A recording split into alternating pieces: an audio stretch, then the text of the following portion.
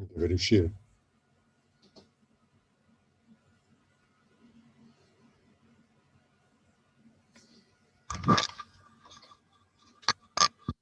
Buonasera. Questa sera sono qui per leggervi un'altra poesia di Andrea Faletti, Sergio Barbon. E strapegava le scarpe slicate, tacconate sul tacco col cartone. Gavea le ponte mastegate, pian pian cammina Sergio Barbon. Per le vie scure e sconte, cercando un buso per dormire, magari in posto sotto a un ponte, un tocco de pan vecchio da smorfir. Sergio, se cucia lì da basso, sotto un portico spisaiato.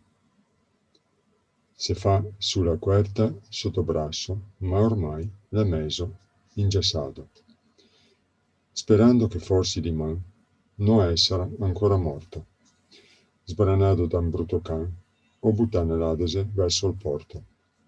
Sergio si sveglia stramenciato, con la barba mesa spuacciata, impregnata dal vin che l'ha fusilato, onta, bisonta, dal fumo sporcata. Da quel vizio diventa amico, en toscan, catà su da terra, e sbossegava da cani, mi vedigo, fasia peccà se te guardavi la sera.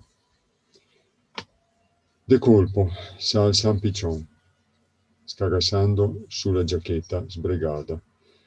È la storia di Sergio Barbon, che l'ha passato un'altra giornata. Andrea Faletti. Questa poesia, ovviamente, io non ricordo, non conosco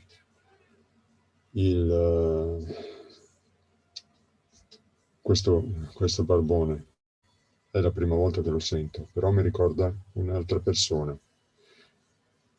È molto nota dalle mie parti, ma questa persona faceva la vita da barbone, ma era un signore, secondo me, perché il suo modo di comportarsi era così gentile, bello e sempre allegro.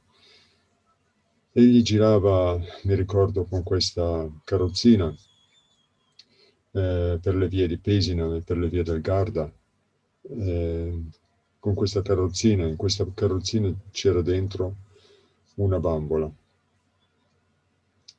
e lui adorava questa bambola, e questa figura di cui sto parlando adesso è Alberto da Pesina, che io ricordo molto volentieri perché lo vedevo sempre quando ero bambino. Va bene, grazie mille, arrivederci.